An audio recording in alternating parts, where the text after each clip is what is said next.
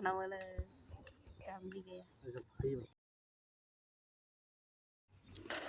friends, আমি বৃক্ষৰোপণ কাৰ্যসূচীটো আমি ইমানতে সামৰিছোঁ আৰু ইয়াতে কেইটামান বিষয় আপোনালোকৰ মাজত মই ক'ব বিচাৰিছোঁ।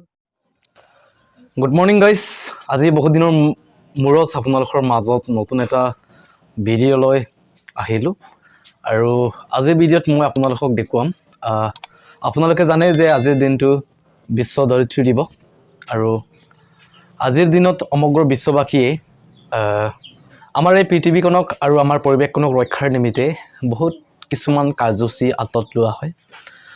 তাৰে মাজতে কিছুমান আমাৰ পৃথিৱীখনক সুৰক্ষাৰ ক্ষেত্ৰত নিয়ন্ত্ৰণৰ ক্ষেত্ৰত বহু কিছুমান প্ৰত্যাহ্বান আছে আৰু তাৰ প্ৰত্যাহ্বানৰ মাজত ডাঙৰ এটা বিষয়বস্তু হ'ল আৰু তাৰে মাজতে জনসংখ্যাৰ দ্ৰুত বৃদ্ধি আৰু মাটি খহনীয়া, জল প্ৰদূষণ, বনাঞ্চল ধ্বংস আদি আৰু এই সকলোবিলাক সমস্যা আৰু লগতে মানুহৰ কৰ্মৰ যোগেদি মানুহৰ কৰ্মৰ কাৰণে আজি আমাৰ পৰিৱেশখনক নষ্ট হয় আৰু পৃথিৱীখন কি কাৰণত আজি ইমান ক্ষতি হৈছে, কি কাৰণত নষ্ট হৈছে, কি কাৰণত ইমান বেছি সমস্যা আছে আমাৰ পৰিৱেশখন, সেইটোৰ ওপৰত নিয়ন্ত্ৰণৰ ক্ষেত্ৰত বচাবৰ কাৰণে আৰু নিয়ন্ত্ৰণ কৰিবৰ কাৰণে আজি সমগ্ৰ বিশ্ববাসীয়ে আজিৰ দিনটো সেই কাৰ্যসূচী হাতত লোৱা হয় আৰু এই কাৰ্যসূচীৰ কাৰণে মই আৰু আমিও এটা প্লানিং কৰিলোঁ। আমি এটা গছ পুলি ৰোপণ কৰা কাৰ্যসূচী আমি হাতত ল'ম, কিয়নো গছ থাকিলেই মানুহ থাকিব আৰু গছৰ যোগেদি আমি অক্সিজেন পাওঁ আৰু গছ আৰু মানুহৰ মাজত শ্বাস প্ৰশ্বাস যিটো কমিউনিকেশ্যনটো ভাল থাকিলেহে মানুহ জীয়াই থাকিব পাৰে। তো ঠিক তেনেকুৱা ধৰণৰ কথাৰ ওপৰত লক্ষ্য ৰাখি আজি আমি কেইটামান গছপুলি হাতত লৈছোঁ আৰু এইখিনি গছ আজি আমি ৰুবলৈ গৈ আছোঁ। গতিকে ষ্টেপ বাই ষ্টেপ আপোনালোকক দেখুৱাম আমি ক'ত ৰুম আৰু কেনেকৈ ৰুম। আপোনালোকে চাই থাকিব ভিডিঅ'টো, স্কিপ নকৰিব। দেখুৱাই দিম আমি গছ কি গছপুলি লৈছোঁ অকণমান। এয়া হৈছে আমাৰ কি গছ বুলি কয় এইটো? এইটো চিচং কি বুলি কয় অসমত এইটো নাজানো, আমি চিচং বুলি কওঁ একচুৱেলি। এইটো চিচং হয় আৰু এইটো চাইণ্টিষ্ট মতে এইটো খুব এটা ধুনীয়া এটা ভাল এটা গছ আৰু ইয়াৰ যোগেদি আমি বহুত কিছুমান অক্সিজেনবিলাক আমি পাব পাৰোঁ। আৰু এইটো কি ক'লে, এইটো মধুৰিআম, এইটো মধুৰিআম আৰু লগতে কি আছে এইটো নাঙৰ পুলি আৰু এইকেইটা হৈছে সৰু হৈছে বহুত সৰু নাঙৰ পুলি, এইকেইটা নাঙৰ পুলি আৰু এই পুলিকেইটা লৈ পেলাই আজি আমি অলপ বাহিৰত যাম আৰু আমি এতিয়া ৰুবলৈ গৈ আছোঁ। চ' ফ্ৰেণ্ডছ, ভিডিঅ'টো চাই থাকিব।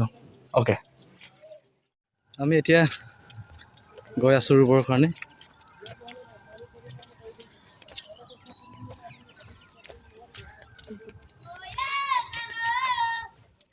আমি য'ত ৰুবলৈ প্লানিং কৰিছিলোঁ এই জেগালৈ আমি অলৰেডি পাই গ'লোঁ আৰু এয়া হৈছে এটা ৰাজহুৱা অনুষ্ঠান। মই আপোনালোকক দেখুৱাম কেমেৰা স্ক্ৰীণটোত। অ'কে, এয়া চাব পাৰে, এয়া এখন স্কুল হয়, খ্ৰীষ্টিয়ান একাডেমি। চ' সেইখন ইংলিছ মিডিয়াম হয় আৰু এই স্কুলটোৰ ফ্ৰণ্টত আমি ৰুবলৈ প্লানিং কৰিছিলোঁ। এখন সৰু স্কুল হয়, যোৱা বছৰ খোলা এখন স্কুল আৰু ইয়াত আমি এই ফিল্ডৰ সন্মুখত আমি ৰুম, এই ফিল্ডৰ সন্মুখত। এয়া ৰুবৰ কাৰণে আমি প্লানিং কৰিলোঁ।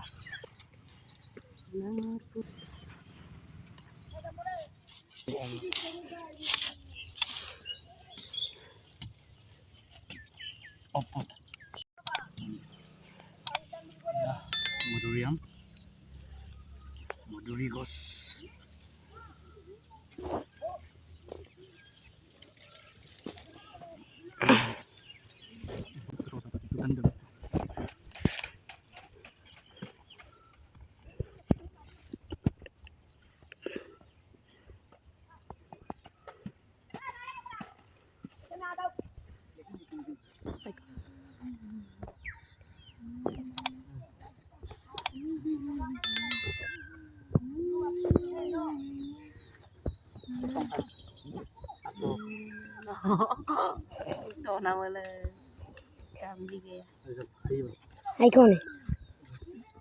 আৰু এয়া মোৰ ভাইটি এতিয়া ৰুই আছে, তেওঁ এটা ৰুইছে।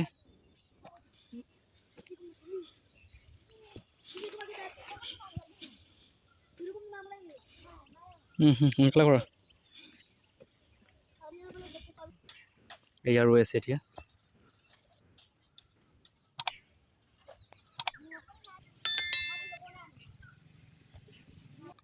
এই এটা পানী দি আছে এয়া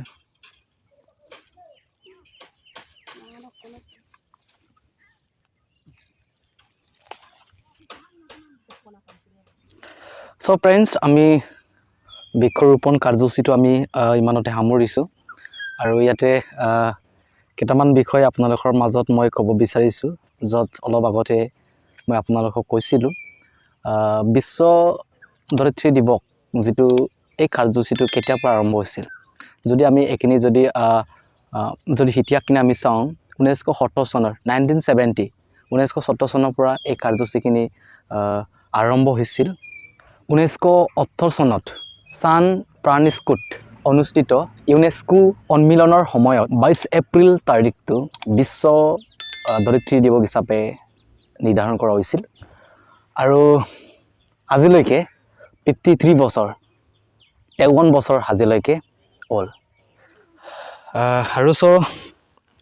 আৰু এটা সৰ্বশেষত এটা বিষয় আপোনালোকক জনাবলৈ মোৰ ইচ্ছা আজিৰ এই পৃথিৱী ধৰিত্ৰী দিৱসৰ মূল বিষয়বস্তুখিনি হ'ল ইনভেষ্ট ইন আৱাৰ